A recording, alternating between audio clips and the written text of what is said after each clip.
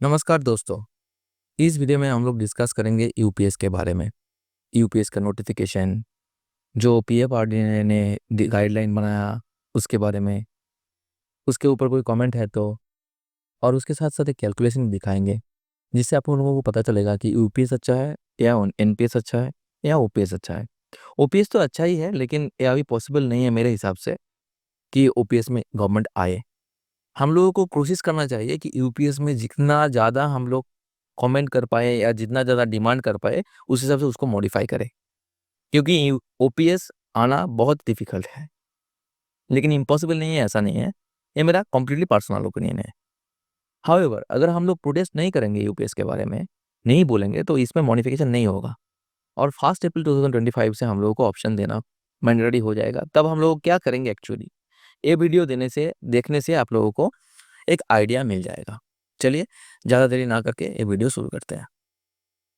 और एक बात बोलेंगे यहाँ पे कि जो कमेंट्स हमने बनाया है पीएफआरडीए का गाइडलाइन के ऊपर, उसका वर्ड फाइल का एक लिंक हम इस वीडियो का डिस्क्रिप्शन में दे देंगे कि आप लोग डाउनलोड करके उसको पीएफआरडीए में डाल सकते हैं।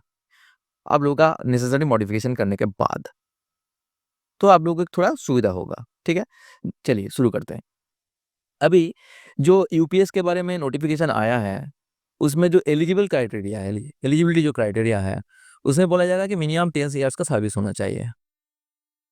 अगर किसी का FR50J में रिटायरमेंट हो जाएगा तो वो भी एलिजिबल है।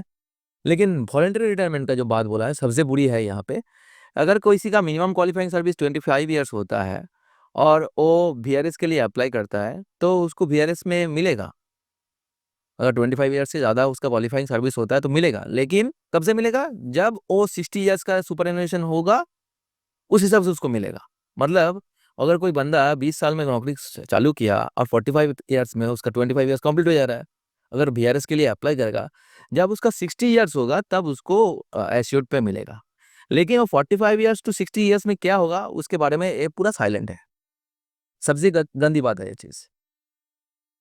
और क्या बोला गया है कि डिसमिसल रिमूवल हो तो चाहिए, नो प्रॉब्लम। यहाँ पे देखिए, वो भी ऑप्शन नहीं है। अगर कोई डिसेबल हो जाता है तो उसके लिए क्या होगा, ये भी ऑप्शन यहाँ पे नहीं है। और किसी का अगर 25 ईयर से कम सर्विस होता है और वो वीआरएस के लिए अप्लाई करता है, उस केस में क्या होगा, ये भी इसमें नहीं है। चलिए, अभी बेनिफिट एनालिसिस स्कीम, इसमें क्या बोला गया है कि 12 मंथ्स एवरेज पे लेगा, उसका 50% करेगा। लास्ट पे का नहीं किया, 12 मंथ्स, लास्ट 12 मंथ्स का एवरेज पे लेगा, उसमें भी थोड़ा रिडक्शन हो जाएगा।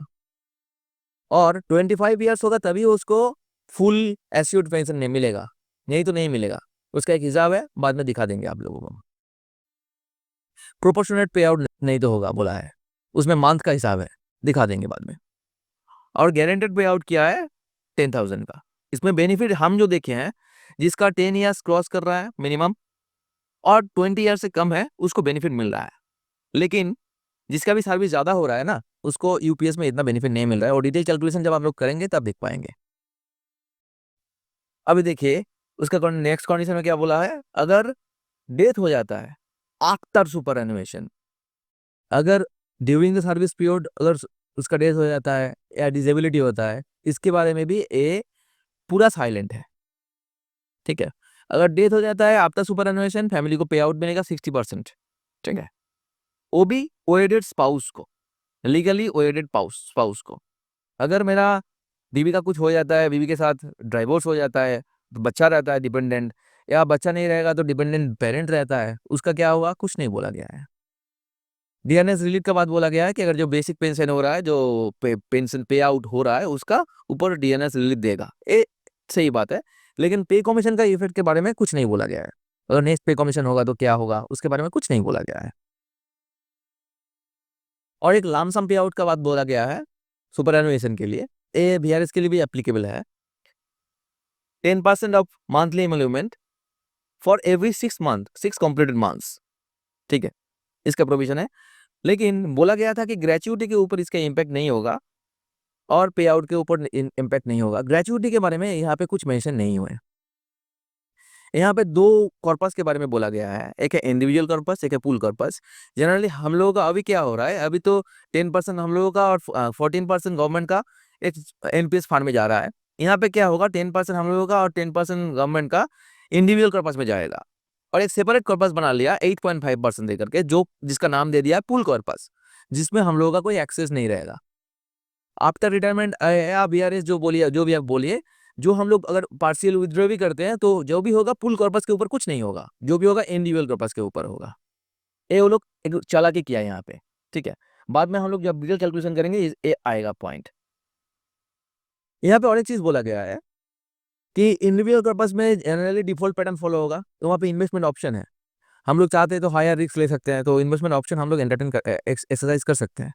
लेकिन अगर एक्सरसाइज करेंगे तो उसका डेविएशन होगा कि एक डिफॉल्ट पैटर्न है कि डिफॉल्ट कोई प्रोफाइल है, उसमें अगर इन्वेस्ट होता है, कोई मिसिंग क्रेडिट नहीं होता है, ठीक ठाक टाइम पे क्रेडिट हो जाता है, जो भी कंट्रीब्यूशन के पार्ट है हम लोग का 10% गवर्नमेंट का, वो अगर ठीक है टाइम में क्रेडिट हो जाता है, विड्रॉल अगर नहीं होता है, तो उस केस में डिफॉल्ट ऑप्शन में अगर जो वैल्यू होता है उसको यहाँ पे बोला जा रहा है बेंचमार्क कॉर्पस, जितना हम समझे हैं।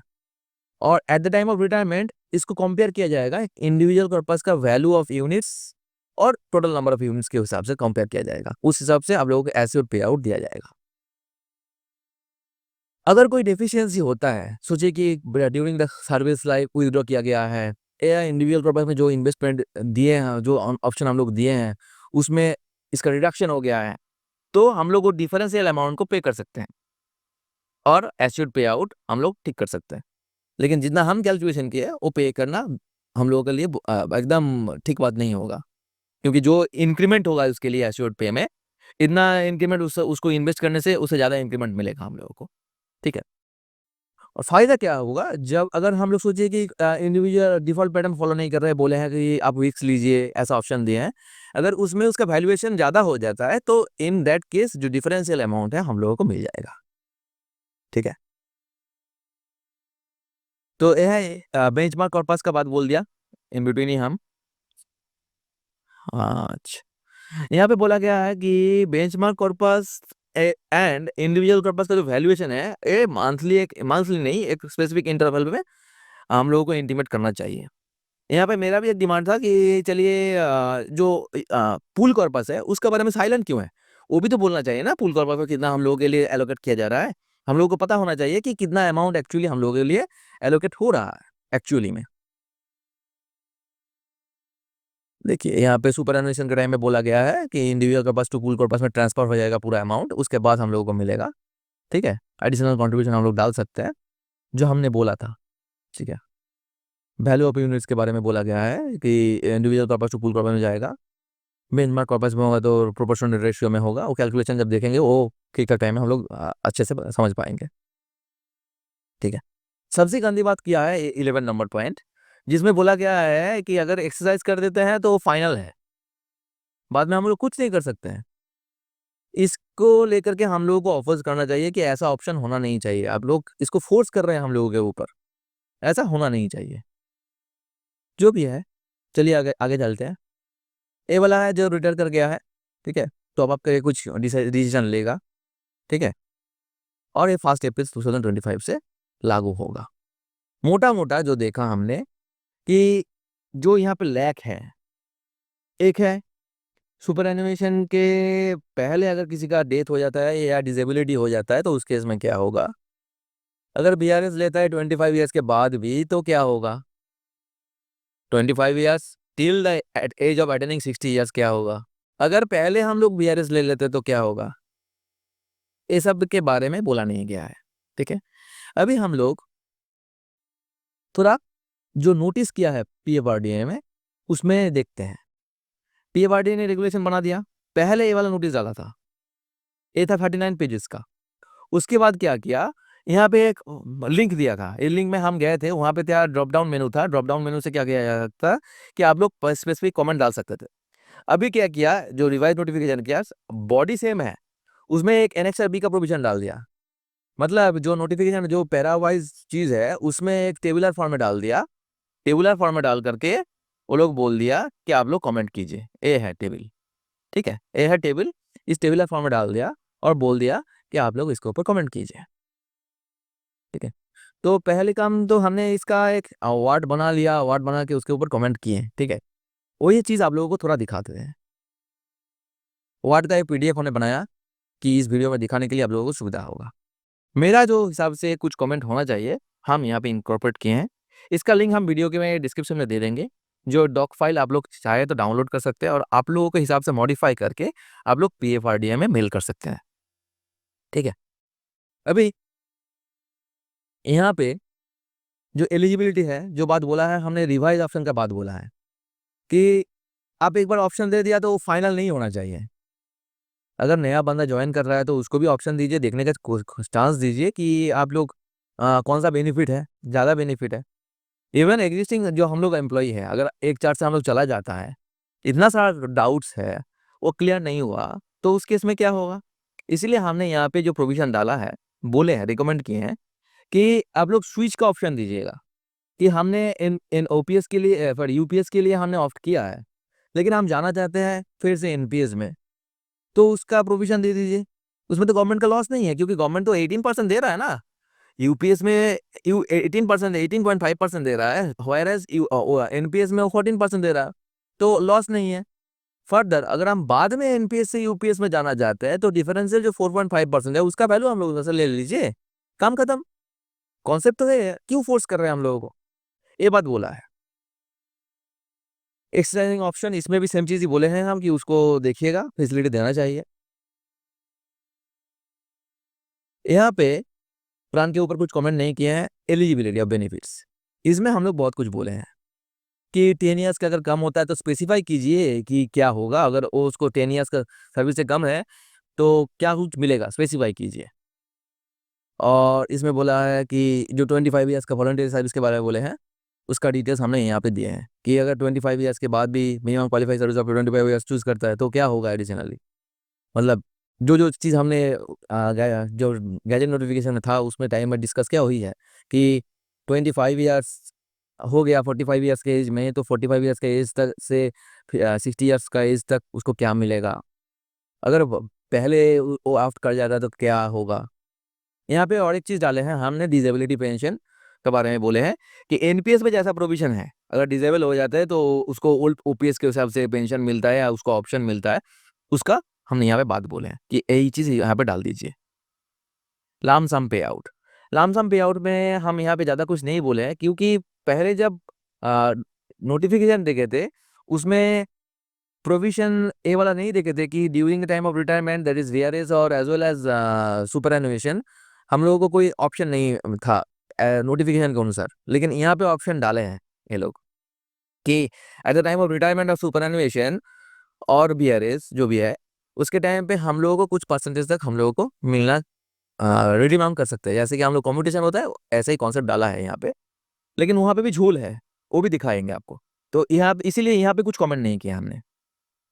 एस्योर्ड पे आउट के बारे में, यहाँ पे बेंचमार्क कॉर्पस के बारे में बोला गया है, इसमें कमेंट नहीं किए हैं, दूसरी जगह में कमेंट किए हैं, दिखाते हैं आप लोगों को।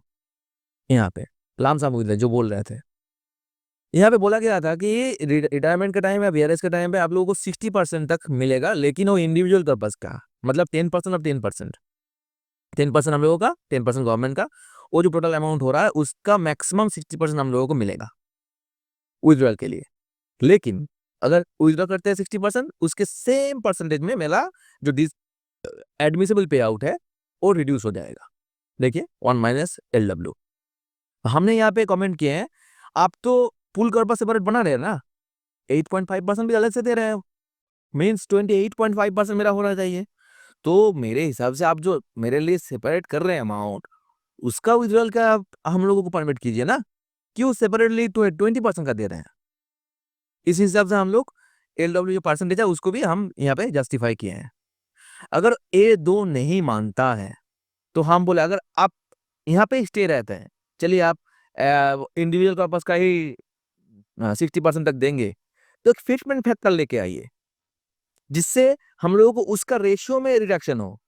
क्योंकि हम लोगों के लिए आप 28% अलग कर रहे हैं, जब हम विथड्रॉ कर रहे हैं आपको अलाउ कर रहे हैं 20% के ऊपर, तो आप पूरा कॉर्पस के ऊपर क्यों रिड्यूस कर दे रहे हैं। तो एक फीडबैक फैक्टर लेके आइए, और मेरे हिसाब से फीडबैक फैक्टर 1.425 होना चाहिए। इसका कैलकुलेशन यहाँ पे हम किए हैं कि अगर सोचिए कि मेरा 10% है, गवर्नमेंट का 10% है, पूल में जा रहा है, 8.5% टोटल इतना हो रहा है, विथड्रॉ अगर 60% करते हैं तो एक्चुअल अमाउंट इतना विथड्रॉ हो रहा है, इतना रह जा रहा है, अमाउंट रिटेन जो बोल रहा है ये एक्चुअल परसेंटेज है। अगर 60% हम कर रहे हैं लेकिन एक्चुअल जो फुल कॉर्पस है उसको इंक्लूड करेंगे तो एक्चुअली हम 42% ही उसको विड्रॉ कर रहे हैं। तो मेरा क्वेश्चन है कि आप 42% हम टोटल कॉर्पस का विड्रॉ कर रहे हैं और रिडक्शन कर दे रहे हैं 60%, क्या ऐसा होना नहीं चाहिए? मेरा क्वेश्चन यही था। ठीक है, इसीलिए उसको बोले हैं कि एक फिटमेंट फैक्टर डालने के लिए। देखिए ये फिटमेंट फैक्टर जो यहाँ पे निकल के आ रहा है 1.424 कोई किसी केस में, तो इसीलिए हम देखें कि मोटा मोटी 1.425 राउंड करने से आ जाता है। तो 1.425 आप एक फैक्टर डालिए जिससे हम लोग को इक्विवेलेंट मिले, कोई लॉस नहीं होगा, गवर्नमेंट का भी लॉस नहीं होगा, हम लोगों का भी लॉस नहीं होगा। तो पे आउट के बारे में ऐसा कुछ बोले हैं यहाँ। ठीक है, एश्योर्ड फैमिली पेंशन यहाँ पे हमने स्पेसिफिकली बोल दिए हैं क्योंकि यहाँ पे देखिए प्रोविजन नहीं है, आपका नोटिफिकेशन में भी प्रोविजन नहीं था कि अगर डेथ इन सर्विस हो जाता है तो एक्चुअली में क्या होगा। जैसे कि एनपीएस में प्रोविजन है, डेथ इन सर्विस होगा तो जनरली उसको फैमिली को ऑप्शन मिलेगा कि आप ओपीएस में जाना चाहते हैं, इस बार ओपीएस लेना चाहते हैं या फुल कॉर्पस का ले लेंगे। ठीक है, तो यहाँ पे ऑप्शन है, हम बोले हैं कि आप एटलीस्ट वही कीजिए कि एनपीएस का पैरेलल रह जाए। ठीक है, और एक बात है, लीगली वेटेड स्पाउस को इसे बोला गया है, तो आप वहाँ पे डालिए डिपेंडेंट चिल्ड्रेन, हाँ डिपेंडेंट पेरेंट डालिए, अगर कोई नहीं होगा तो डिपेंडेंट सिबलिंग्स डालिए। अमाउंट कहाँ जाएगा, गवर्नमेंट फॉरवर्ड कर लेगा क्या?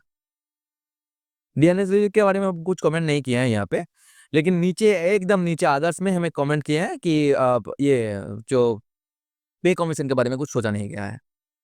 इंडिविजुअल पर्पस में बोले हैं हम यहाँ पे कि individual purpose the value of units जो बोलना चाहिए, इंटीमेट करना चाहिए मंथली बेसिस में, वो देगा कि क्या है एक्चुअली बेंचमार्क पर्पस में क्या क्या आ रहा है वैल्यूएशन, और इंडिविजुअल पर्पस में मेरा एक्चुअली क्या है, वो हम लोग को इंटीमेट करे। इसके बारे में बोला है। यहाँ पे ऑप्शन नहीं था लेकिन हाउएवर नोटिफिकेशन में बोला गया था ये चीज़, लेकिन गाइडलाइन में इनकॉर्पोरेट नहीं किया, इसलिए हमने बोला है। पुल कॉर्पस में ये लोग ना नोटिफिकेशन में ना गाइडलाइन में बोला है एक्चुअली में कितना मेरे लिए रिजर्व है, इसीलिए बोले हैं कि आप लोग एटलीस्ट बोलिए तो 8.5% तो दे रहे हैं पुल कॉर्पस में मेरे लिए, उसका वैल्यूएशन क्या है, उसका नैव क्या है, उसका टोटल वैल्यू ऑफ यूनिट क्या है, वो बोलिए, आपको टाइम टू टाइम बोलते रहिए, नहीं तो हम लोगों को पता नहीं चलेगा। ठीक है, बाकी मेजोरिटी में यहाँ पे नो कमेंट्स डाले हैं। हाँ, वहाँ पे उसके बाद कमेंट्स आए यहाँ पे पार्शियल विथड्रॉल में डाले हैं। पार्शियल विथड्रॉल में हम दो चीज़ डाले हैं, पार्शियल विथड्रॉल भी अलाउ किया है कुछ कुछ कारण के हिसाब से, हम वहाँ पे दो चीज़ डाले हैं। एक है कि अगर हम दो घर खरीदते हैं, दो रेसिडेंशियल प्रॉपर्टी खरीदे हैं, उसके लिए भी अलाउ कीजिए, क्योंकि हम लोग का रिसेंट जो बजट है उसमें भी अलाउ किया गया है, सेल्फ ऑक्यूपाइड हाउस प्रॉपर्टी दो अलाउ किया गया है। और मेडिकल एक्सपेंस में हम बोले हैं कि मेडिकल एक्सपेंस अगर डिपेंडेंट पेरेंट नहीं होता है तब भी हम लोगों को प्लीज़ अलाउ कीजिए, क्योंकि मेडिकल इमरजेंसी में अगर हम हेल्प नहीं कर पाएंगे तो कब कर पाएंगे, तो इसीलिए दो पॉइंट डाले हैं। नहीं जानते इनकॉर्पोरेट करेगा कि नहीं करेगा। लामसम लामसम के ऊपर रुकिए, यहाँ पे यहाँ पे तो नहीं एंटर लेगा। 60% के बारे में जो बोला गया था लामसम विड्रॉल, वही चीज़ बोले हैं कि पुल कॉर्पस के ऊपर हम आप लोग दीजिए कि लामसम जो विड्रॉ कर रहे हैं अब आप लोग यहाँ पे टोटल कॉर्पस के ऊपर दीजिए, पुल कॉर्पस प्लस इंडिविजुअल कॉर्पस के ऊपर दीजिए, नहीं तो फिटमेंट फैक्टर डालिए। यही चीज़ जो ऊपर बोले थे यहाँ पे बोले हैं। ठीक है, विड्रॉल प्रोसेस के ऊपर कुछ कमेंट नहीं किए हैं, यूपीएस पे आउट के बारे में कुछ कमेंट नहीं किए हैं।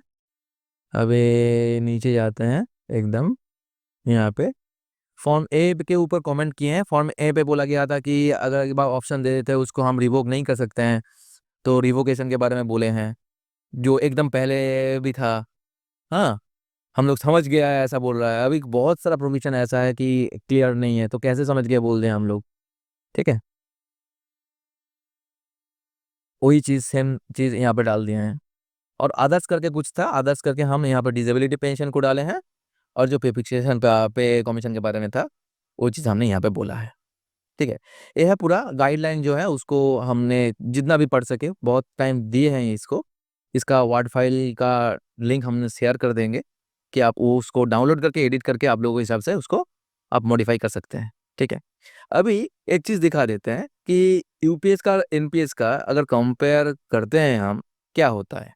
देखिए यहाँ पे कोई बंदा जिसका डेट ऑफ बर्थ 2001 है, तो 20/3/2001 है, और अपॉइंटमेंट सोचिए 8/6/2022 को ही ज्वाइन किया। ठीक है, तो इसका रिटायरमेंट कब हो रहा है? इसका रिटायरमेंट हो रहा है 31/3/2061 में, और इसका हम एकदम मिनिमम जो स्लैब है, मिनिमम स्लैब अर्थात यहाँ पे पेमेंट देखते हैं, यहाँ पे ज्वाइन क्या सोचिए, लेवल 1 पे वो ज्वाइन किया, इंडेक्स 1 पे 18,000, ठीक है। सोचिए 18,000 में ज्वाइन किया, हम सोच रहे हैं कि डीए होगा 2%, इसको 3% पकड़ते हैं, चलिए 3% पकड़े। एक्सपेक्टेड ईयरली इंक्रीमेंट, क्योंकि इसमें जनरली 3% होना चाहिए, 3% ही होना चाहिए, लेकिन अगर पे कमीशन को हम इफेक्ट धरेंगे पकड़ेंगे, या और भी कोई, या कि प्रमोशन हो रहा है तो जंपिंग हो रहा, उसका इफेक्ट धरेंगे तो 6% एटलीस्ट होना चाहिए, हम इसको 6% पकड़ रहे हैं। एक्सपेक्टेड एक्स आई आर मतलब एमपीएस में अगर रहते हैं, मतलब अगर 10% प्लस 14% इस कॉन्सेप्ट में हम रहते हैं, तो वो इन्वेस्ट होने पे जो एमपीएस का रिटर्न है वो अगर 10% होता है, उसको 10% ना पकड़ के हम 8% पकड़ते हैं, चलिए 8% पकड़ते हैं, 8% नहीं, अभी तो 9% एटलीस्ट मिलेगा क्योंकि इक्विटी में जा रहा है ना, 9% पकड़ते हैं। और सोचते हैं कि आफ्टर रिटायरमेंट मतलब 31 दिन 2060 के बाद अगर हम सुपर एनुएट होता है, उसके बाद अगर हम इसको एन्युटी में रखते हैं, जो एक्चुअल कंडीशन है एनपीएस में 60% मिलेगा हमको, 40% एन्युटी में जाएगा, वो अगर करते हैं तो उसका रेट ऑफ इंटरेस्ट एट कितना टाइम के लिए एन्युटी है, अगर करते हैं तो देखिए जो सुपर एनुएशन के बारे में आ रहा है, सुपर एनुएशन का टाइम जो डेट होगा उस टाइम में इसका डीए होगा 272% और बेसिक पे होगा इतना, अगर इस रेट में ग्रोथ होता है तो। ये कैसे आ रहा है, हम थोड़ा कैलकुलेशन दिखा दे रहे हैं, बैक एंड में कैलकुलेशन हो रहा है, देखिए बेसिक पे को लिया और डीए रेट को लिया, तो स्वाभाविक है उसका कोई एनपीएस में वैल्यू पहले मंथ में नहीं रहेगा, कंट्रीब्यूशन होगा, बेसिक का परसेंटेज है 10% एंड 14%, दैट इज 24%, रिटर्न पहले मंथ में कुछ नहीं होगा, क्लोजिंग बैलेंस इतना होगा। उसके बाद क्या आ रहा है, एफएड से इन्वेस्ट हो रहा है, कंट्रीब्यूशन आ रहा है, इसके ऊपर इंटरेस्ट चलेगा जो हमने वहाँ पे डाला है परसेंटेज, जो एक्स आ रहा है उसके हिसाब से फिर सीवी बनेगा, इस हिसाब से कैलकुलेट होता रहेगा। और ये भी देखिए इंक्रीमेंट जो डाले हैं वहाँ पे परसेंटेज, उसके हिसाब से 1 साल में इंक्रीमेंट होगा, और डीए भी चेंज होता रहेगा, 6 मंथली चेंज होता रहेगा, जो रेट हम वहाँ पे डाला है यहाँ पे चेंज होता रहेगा, इस हिसाब से कैलकुलेट होते जा रहा है जो यहाँ पे हमने फिगर डाले हैं। ये मोटा मोटी एक रफ हिसाब है, ऐसा पॉसिबल नहीं है, एक्सपेक्टेशन भी करना नहीं चाहिए कि एक्चुअली में क्या तब पे होगा, लेकिन एक रफ कैलकुलेशन के लिए किए हैं कि at the time of retirement मेरा जो बंदा का अभी का पेमेंट इतना हो रहा है, eight the time of retirement इसका पे इतना होगा, तब उनका लामसम इन यूपीएस होगा जो 10% दे रहा है, उसका हिसाब किए तो ये वाला फिगर, ठीक है। और ए वाला होगा एक्सपेक्टेड बेसिक पे, क्योंकि इसका आधा होगा 50%, डीएनएस रिलीफ जो है तब परसेंटेज के हिसाब से इसके परसेंटेज के ऊपर से ए वाला आएगा, टोटल इतना आ रहा है। लेकिन expected value of corpus NPS में अगर हम जाते थे तो इसका वैल्यूएशन होगा इतना, देखिए 6 करोड़, 6 करोड़ वैल्यूएशन होता, यहाँ पे कुछ नहीं मिल रहा है हम लोगों को, एसेट पे आउट जस्ट मिल रहा है, और अगर विड्रॉल करेंगे तो मिलेगा, वो भी रिड्यूस हो जाएगा उस परसेंटेज से, लेकिन वो भी आप लोगों को 10 एंड 10 20% का मिल रहा है। हम लोग कमेंट किए हैं, भगवान जाने कि ये लोग मानेगा कि नहीं मानेगा, लेकिन 10 एंड 10% का 60% मिल रहा है एक्चुअली में, जो हम लोग आप लोगों को दिखा था कि अगर हम लोग 60% भी कमिट करते हैं, वो एक्चुअली में क्या होता है, एक्चुअली में 42% ऑफ द कॉर्पस हो रहा है ना, वो तो पूरा नहीं हो रहा है, फिर भी रिडक्शन हो जाएगा पूरा 60% का, ठीक है। तभी अगर ए है क्या, expected value of the corpus, अगर ओ एक्स अगर फॉलो करता है तो उस टाइम पे इसका ए वैल्यू होगा 60% इन हैंड मिलेगा, 4 करोड़ मिलेगा, तब 40% of the expected value annuity, 40% annuity में डाल रहा है। और क्योंकि हम लोग कंपेयर कर रहे हैं एनपीएस टू यूपीएस, तो यूपीएस में जस्ट लाम सम पे ये ज्यादा ज्यादा मिल रहा था, इसको डिडक्ट करके जो अमाउंट हो रहा है, वो भी अगर सोचे कि इस टेन्योर के लिए हम इन्वेस्ट कर दे रहे हैं तो एक्चुअली इतना इतना एन्युटी में बन रहा है, ए वाला फिगर जो हैंड में आ रहा है और जो वाला एन्युटी करना है एक्चुअली, ठीक है। इसको अगर एन्युटी करते हैं 20 साल के लिए तो हम लोगों को इतना मंथली पे आउट मिलेगा, जहां पे यूपीएस में इतना पे आउट मिल रहा है, तो एनपीएस फायदेमंद है। जिसका भी सर्विस लाइफ ज्यादा है उसके उसके लिए एनपीएस फायदेमंद है, अभी हम लोग देख लिए हैं। हम एक काम करते हैं, इस सीट को आप लोगों को दे देंगे, लिंक में डिस्क्रिप्शन में आप लोग डाउनलोड कीजिएगा, परमुटेशन कॉम्बिनेशन कीजिए, जो भी करना है कीजिए, कैलकुलेशन कीजिए, उसके हिसाब से कमेंट कीजिए। कोशिश भी करेंगे इसके साथ साथ एक गूगल फॉर्म का लिंक डालने के लिए। अगर आप चाहते हैं कि जो रिकमेंडेशन है, जो रिकमेंडेशन नहीं बोलेंगे, जो ड्राफ्ट गाइडलाइन है उसमें कुछ कमेंट चेंज करना चाहिए, तो भी हम उस इनपुट को इनकॉर्पोरेट कर पाए। होपफुली ये वीडियो आप लोगों को अच्छा लगा होगा। अच्छा लगा होगा तो काइंडली इसको सभी के पास शेयर कीजिए काइंडली, कि एक ब्रॉडर व्यू में जाए। कोई भी ऑप्शन देने से पहले आप लोगों को पता होना चाहिए कि ये एक्चुअली बेनिफिशियल है कि नहीं है। और मेरा कंप्लीटली पर्सनल ओपिनियन है, गवर्नमेंट ओपीएस में नहीं जाएगा। हम लोगों का डिमांड है ऑब्वियस है, लेकिन नहीं जाएगा क्योंकि इतना अमाउंट इन्वेस्टेड है मार्केट में।